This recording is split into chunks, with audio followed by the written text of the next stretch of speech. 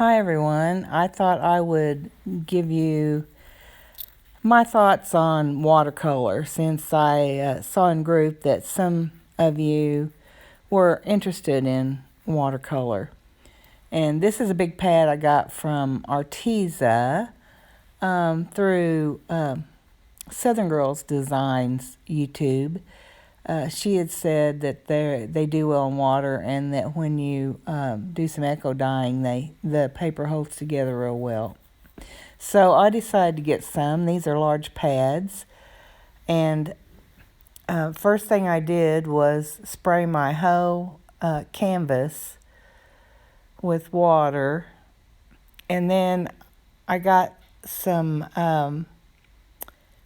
opera pink, and I used opera pink, Windsor red, and a orange, it's like a pyro orange. But you could use cadmium red or light or any of those orangey shades.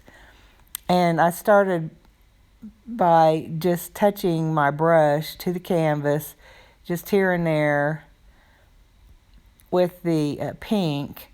And then, since the pad was wet, when I touched the orange and then just touched into the pink, and it just kind of faded into the pink.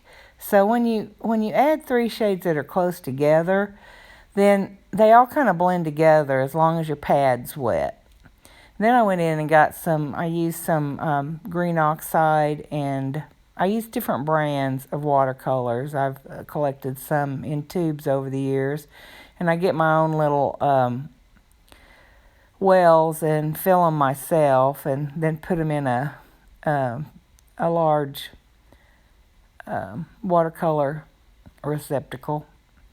So I used the cad yellow, it's a deep cad yellow, and oxide green, and then kind of a lime green. And I also I touched those red spots. I also used kind of a crimson color.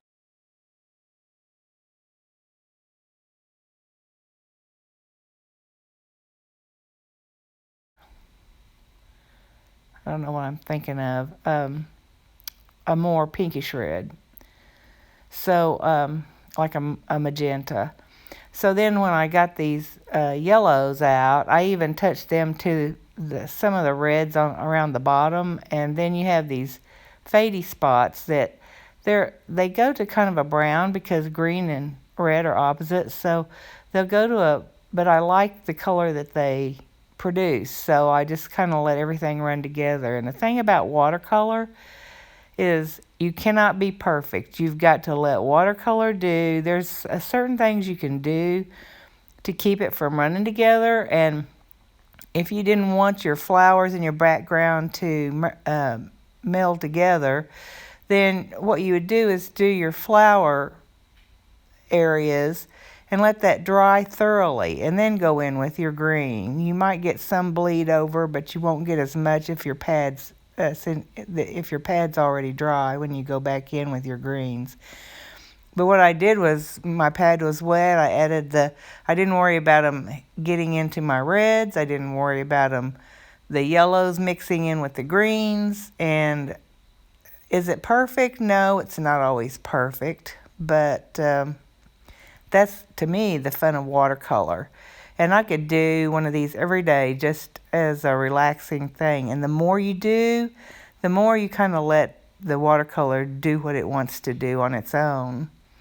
And I went in and even touched into the flower, the white spaces, the yellowy green. And I have two glasses of water at the top, and one's for the dirty water, and then you can dip it into the clean water. And so if I want to add some more water to places that are drying and kind of spread that around, then I dip it in the clean water after I've wiped my brush off. If you don't care what the dirty color water looks like, then you can add it too. And like down in the left-hand corner, I got it a little dark, and I'm not crazy about that, but You can adjust that a little bit as you go. Then I added some that chromium oxide green and did where I thought I might do the base of my flowers. And I even added in some like a deep aqua or teal shade in with that just to change the color. And the places where you have a lot of dark color that you don't like, or if it's too wet, I just take a Kleenex and dab into that color. You could use a Kleenex or paper towel. A paper towel will absorb more. Kleenex absorbs less because it's lighter. So I just go in and dab areas that I might think I want to change or I don't like what it's looking like. And basically, I just take different shades of green and scribble into the wet canvas. And then if I want to, when I start getting some of the major areas all painted, then I start going in, and then I learned this technique in toe painting years and years ago. When I first started painting, I did some toe painting. And I used this number 12 Prima brush. And it's large, but it comes to a nice little tip. And if you push your brush down and pull it up, it will make a little leaf pattern. And you can do that with wet paint. You can do that with dry paint. It works pretty well doing it with any kind of paint.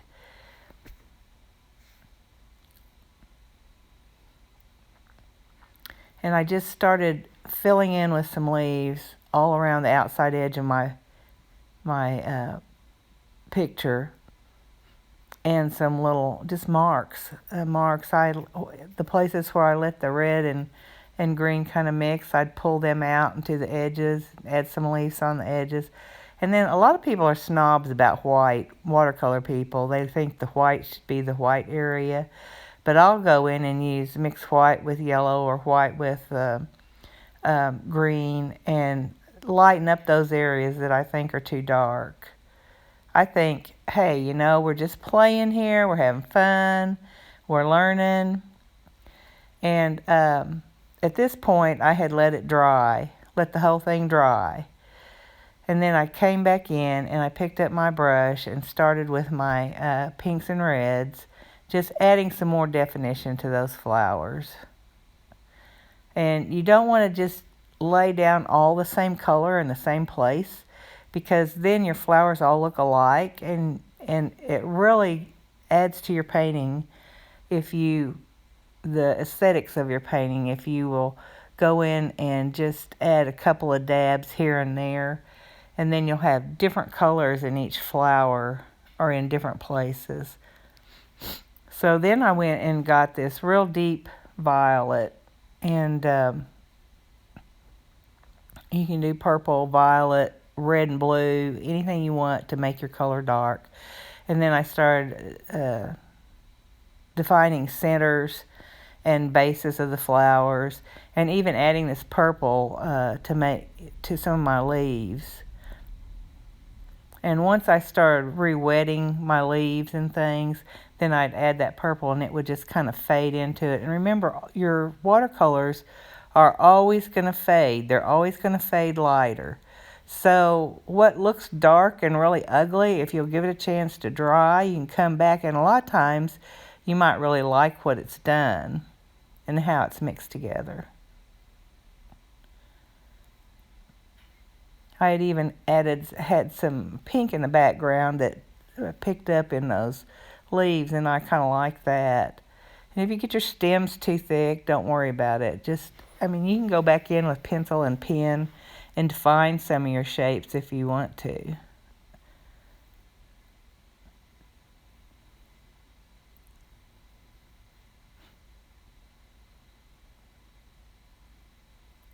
Here I'm adding some little twiggy-like things, and then using that, pulling some of that yellowy shade and that browny shade together. I would mix the violet in my bowl with some of that pink and green and touched that into the leaves.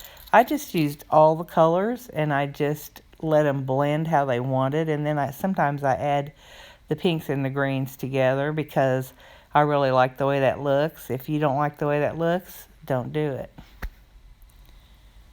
I must say I like the Arteza pad really well. It's really held up to quite a bit of water that I've sprayed on it and added with my brush.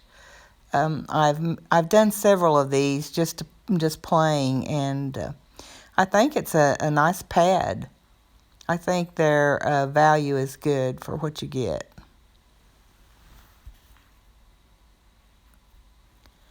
So at this point, I'm just playing. I'm playing and adding here and there. And what I'm going to do when I'm finished with this is I am going to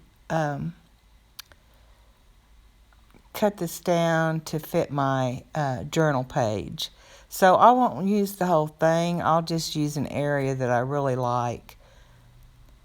And here, I was pulling some of that out of that leaf, that color, and it was kind of that mustardy color, and it didn't blend well with the background, so I just kept adding some extra color. You can add white or you can add a yellow and pull it out into the rest of your background, and it looks okay. And since I did that there, I went down in the opposite corner.